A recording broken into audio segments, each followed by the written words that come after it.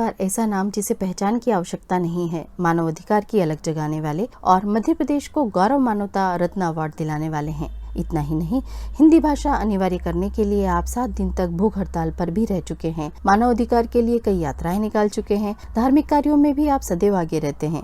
मनोज जी हमेशा सेवा का भाव रखते हैं। कोई भी इनके पास मदद के लिए जाता है तो हर संभव मदद करते हैं। इस बार वार्ड क्रमांक 54 से आप पार्षद पद के उम्मीदवार हैं। आप निर्दलीय खड़े हुए हैं। आपका चुनाव चिन्ह कोट है। आइए रूबरू होते हैं मनोज तनवार जी से। नमस्कार तनवार जी। नमस्ते। आप वार्ड क्रमांक 54 से खड़े हुए हैं, क्या करेंगे आप आपकी वार्ड की जनता के लिए? पहले तो हमारा यहाँ पे एक वार्ड हुआ करता था जिसके अंदर से 4 वार्ड आज डिवाइड हो गए हैं, 51, 52, 53, 54 जी।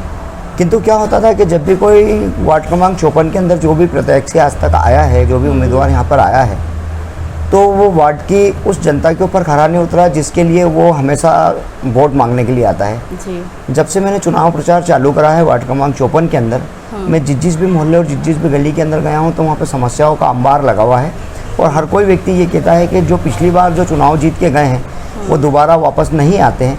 तो क्या तनवार जी आपके आने से यहाँ पे हमारी समस्याओं का निराकरण हो सकता है क्या? जब मैं उन्हें आश्वासन देता हूँ कि मैं ये सबका निराकरण करूँगा, क्योंकि मैं आप लोगों के बीच का हूँ और आपके बीच में ही रहना चाहता हूँ। पूर्व में भी मैं इन लोगों के बीच में रहा हूँ और इनके हर एक समस्या के लिए और हर एक समाधान के लिए मैं इनके लिए खड़ा रहता हूँ, चाहे नगर निगम का हो, पुलिस प्रशासन का हो या अदरवाइज़ कोई भी हो।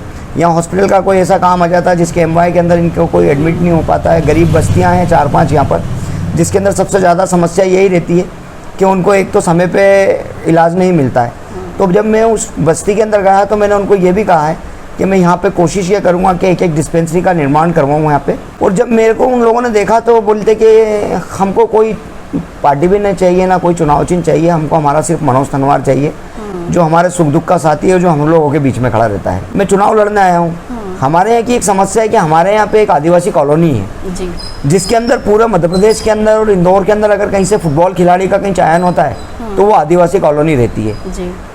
परंतु आज तक उनको कोई अच्छा कोचेस नहीं मिला है, ना ही उनको डाइट मिलती है और ना ही कोई ऐसा मैदान मिलता है। आए दिन हमारे नेहरू स्टेडियम के अंदर कुछ ना कुछ कार्यक्रम होते रहते हैं जिनसे उनको अभाव रहता है, वो प्रैक्टिस नहीं कर पाते हैं। मैंने उनको आश्वासन दिया है कि मैं आपको पढ़ाऊँगा अभी।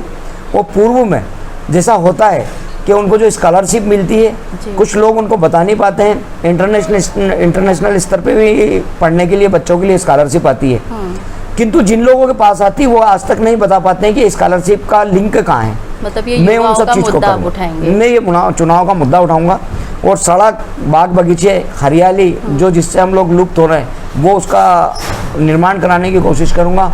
मैं जनता की फरमाइश पे और जनता की मांग पे, पूरी जनता मेरे साथ में, जो 25,474 मतदाता मेरे वार्ड में है, कम से कम 15 से 20 हज़ार मतदाता जो हमेशा मुझे फ़ोन पे और मुझे उस पर एडवाइस कर रहे थे कि चुनाव लड़ना है, चाहे कैसे भी लड़ना, हमको आप चाहिए।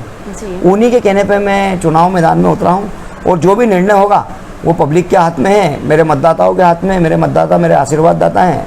अगर मेरी किस्मत के अंदर अगर ऐसा लिखा है कि मैं यहाँ का निर्माण कर सकूँ और इस वार्ड का स्वच्छ और सुंदर बना सकूँ, एक बार मुझे यहाँ से जीतने दीजिए। मैं कोशिश यही रहेगी कि आपके वार्ड में जो परिस्थितियाँ हैं कि आप डेंगू से जूझ रहे हैं, रातों में आपको मच्छर और इनकी जो समस्या रहती है, आपके बच्चों को जो बीमारियाँ हो जाती हैं उनका इलाज नहीं होता, उनको मैं निःशुल्क रूप से इलाज करवाऊंगा। और आदिवासी क्षेत्र में और जो गरीब बस्ती है उसमें ऐसा होता है कि जब 10वीं और 12वीं की जो लड़कियाँ रहती हैं, बोर्ड एग्ज़ाम रहता है उनका, उसमें उनको ये स्थिति रहती है जब एग्जाम का टाइम आता है तो कोई कोचिंग क्लासेस नहीं मिलती उनको, क्योंकि उनके माता पिता का इतना पैसा नहीं है कि उनको कोचिंग क्लासेस चला ले। शिक्षा पर विशेष ध्यान देने वाले हैं। मैं शिक्षा के ऊपर विशेष ध्यान दूंगा और उन लोगों के लिए निःशुल्क रूप से कोचिंग क्लासेस की व्यवस्था कराऊंगा जी। उसके लिए मुझे कुछ भी करना पड़े और मैं ये काम करने की पूरी चेष्टा करूंगा। वैसे आधी जीत तो आपकी वैसे ही सुनिश्चित होगी। जो स्वयं पर विश्वास करता है वो वैसे ही जीत जाता है।